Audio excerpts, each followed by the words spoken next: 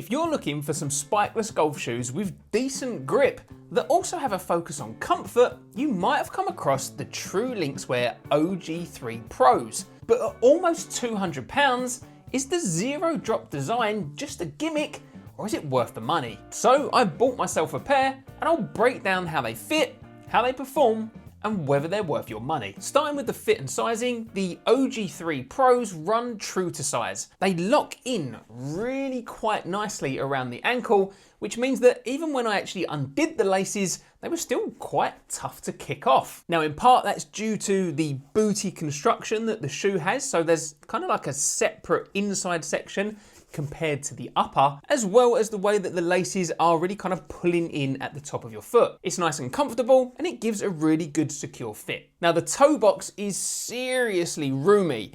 If you've got wide feet, you'll probably appreciate it. However, if you've got narrower feet like me, it still feels really nice to have all that room in the toe box, but because I'm not really filling these shoes, I do find that there's quite a bit of creasing and bunching on the leather, especially here down at the bottom of the laces when I do the shoes up. And when I'm looking at the shoes that I'm wearing on my feet, well, they do look rather wide at the toe box, but no one's ever made any negative comments. Just a quick pause, if you like honest, no nonsense golf gear reviews like this one, then tap the like and subscribe buttons. Only 2% of viewers to my channel are actually subscribed, and the more support that this channel actually gets, the more gear that I can test for golfers like you. In terms of comfort, straight out of the box, these are nice and soft and seriously comfortable. That's both in terms of the leather upper as well as the booty construction. I didn't find any breaking in period whatsoever with these shoes. Now, I found you really feel connected to the ground in these shoes.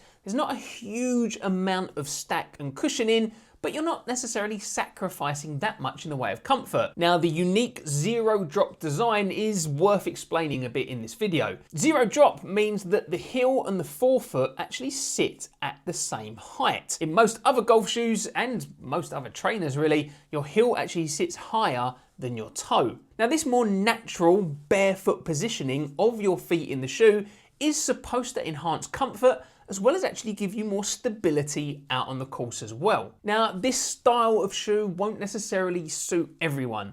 If you know that you need really strong arch support, then these probably aren't going to be for you.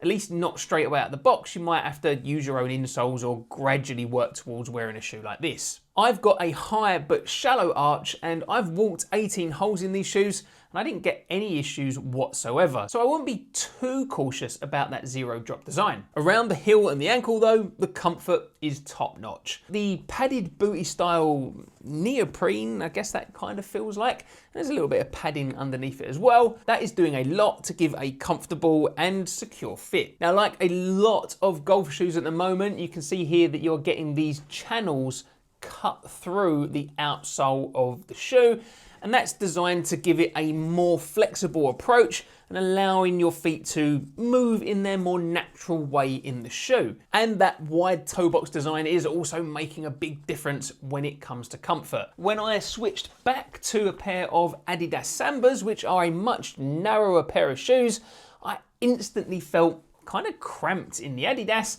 and really appreciated the extra room from the OG3s. In terms of underfoot comfort, the midsole foam is giving you quite a nice amount of softness. They're not the softest shoes I've ever tried, but when you combine it with the wide toe box and the significant flexibility of the shoe, these are a very comfortable pair of golf shoes to walk 18 holes in. Design-wise, I'll be honest, these shoes look better in person than they do online. The soft leather certainly feels quite premium, and because of that wider toe box, they do have a slightly bulkier look to them than perhaps a more traditional golf shoe. But they have got this understated, classic True Link style look. They're simple, clean, and easy to wear. In fact, I even wore these to work once, and no one noticed that I was wearing a pair of golf shoes. The only giveaway is the aggressive TPU outsole, which is a bit too much to wear for daily use on hard floors, but they didn't really give me any problems wearing them to work. From a design standpoint, I'm not entirely sure how I feel about this kind of water designed heel section here. You can see it's got this plasticky material that's meant to show how waterproof these shoes are, but there are some quite nice subtle little elements with the TRUE logo here on the outside of the heel, as well as the rear there as well. You've got a TRUE logo there on the inside. You've got some writing on the inside here, TRUE Zero Drop technology. You've got lots of little kind of touches and style choices that have made, but overall I'd still say that they're pretty understated. One other nice touch is that TRUE have done away with the traditional cardboard box that the shoes come in, and they ship in this lightweight shoe bag instead, which means that you're probably going to get a lot more use out of this bag than a cardboard box. The traction on these shoes is great. This TPU outsole grips really well across fairways, rough and damp turf. I also did my full waterproof test, pouring 300 milliliters of water directly over the toe box and the bottom of the tongue and laces.